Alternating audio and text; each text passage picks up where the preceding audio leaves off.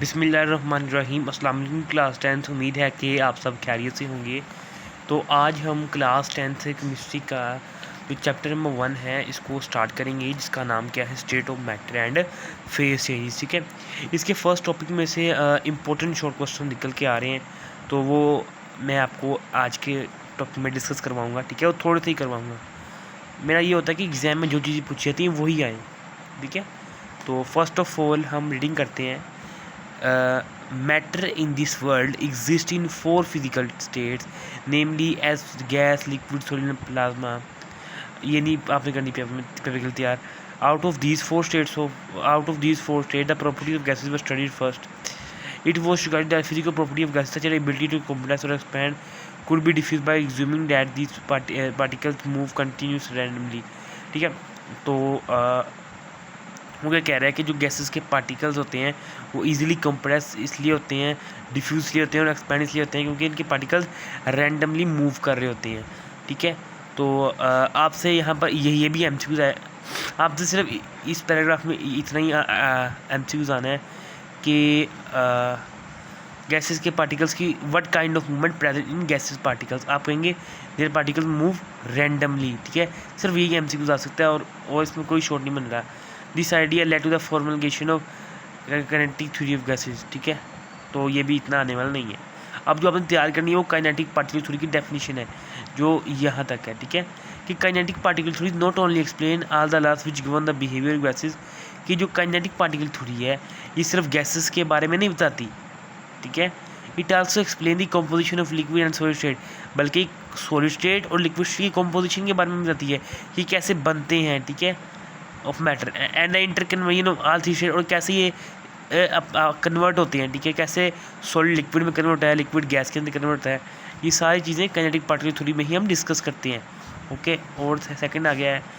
अब यहाँ से भी कुछ नहीं आने वाला, तो बस यहाँ से आपने एक बात याद रखनी है कि हमेशा जो एलिमेंट्स होते हैं उनकी फिजिकल प्रॉपर्टीज़ डिफरेंट होती हैं, केमिकल प्रॉपर्टीज़ सेम होती हैं। ठीक है, ये एक एमसीक्यूज़ आ सकता है। ठीक है, कि मैंने क्या बात बताई आपको कि केमिकल प्रॉपर्टीज़ हमेशा सेम नहीं किसी भी एलिमेंट की, और फिजिकल प्रॉपर्टीज़ क्या होंगी, डिफरेंट होगी। तो अब दूसरा टॉपिक क्या है, kinetic particle theory of gases क्या होती हैं। ठीक है, तो ये टॉपिक पढ़ने से पहले मैं आपको बता दूँ कि इसमें से आपने सिर्फ तीन पॉइंट याद रखने हैं। ठीक है, कि काइनेटिक पार्टिकल थ्योरी गैसेस को कैसे एक्सप्लेन करती है। पहला पॉइंट आप ऐसे याद करना कि kinetic particle theory of gases are composed of particles which are in continuous state of random motion in all possible direction. कि जो गैसेस के पार्टिकल्स होते हैं ये कंटिन्यूसली मूव कर रहे होते हैं ऑल डायरेक्शंस के अंदर। एक ये पॉइंट आपने याद कर लेना है। ठीक है, दूसरा आप याद कीजिएगा कि attractive forces between gases particles are assume to be negligible. इनके अंदर अट्रैक्टिव फोर्सेस बहुत ही कम होती हैं। ठीक है, अट्रैक्टिव फोर्सेस होती हैं जो किसी भी एलिमेंट्स को आपस में जोड़ती हैं। ठीक है, अब नेक्स्ट टॉपिक क्या है बेटा हमारे पास, कि जो एवरेज काइनेटिक एनर्जी है गैसेस की वो सेम होती हैं। ठीक है, सेम टेम्परेचर पर भी। ठीक है, तो इसमें से यही 3 पॉइंट आपने याद रखने हैं।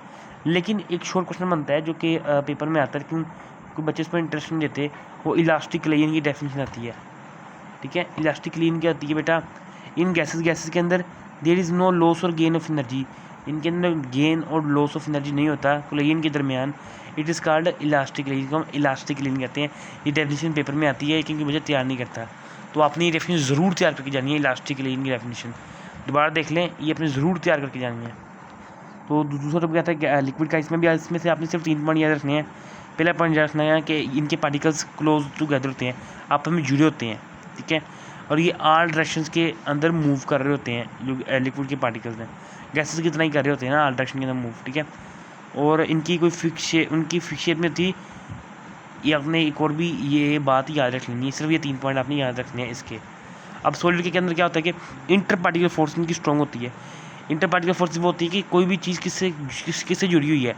जैसे ये मेरा हाथ है, तो इसके मॉलिक्यूल्स के अंदर इंटर पार्टिकल फोर्सेस है स्ट्रॉन्ग है, जिसकी वजह से ये मेरे सारे पार्टिकल्स जुड़े हुए हैं। ठीक है, तो एक आपने ये रखने के, और दूसरा आपने ये रखना है कि सॉलिड की फिक्स शेप और फिक्स वॉल्यूम होता है, और इनके पार्टिकल्स के अंदर सिर्फ वाइब्रेशनल मोशन होती है।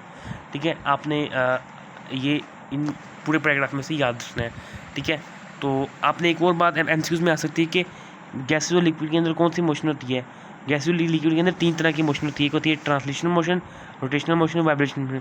3 तरह की मोशन मौजूद होती है लिक्विड की और गैसेस के पार्टिकल्स के अंदर, जबकि सॉलिड के पार्टिकल्स के अंदर सिर्फ एक मोशन पाई जाती है, क्या होती है वाइब्रेशनल मोशन। तो दोबारा बता दूं कि आपने इसमें सारे पैरामीटर से क्या याद करना है। ये सारे एमसीक्यू मैंने बता दिए हैं, आप देख लीजिएगा। फर्स्ट ऑफ ऑल आपने काइनेटिक पार्टिकल थ्योरी की डेफिनेशन करनी है।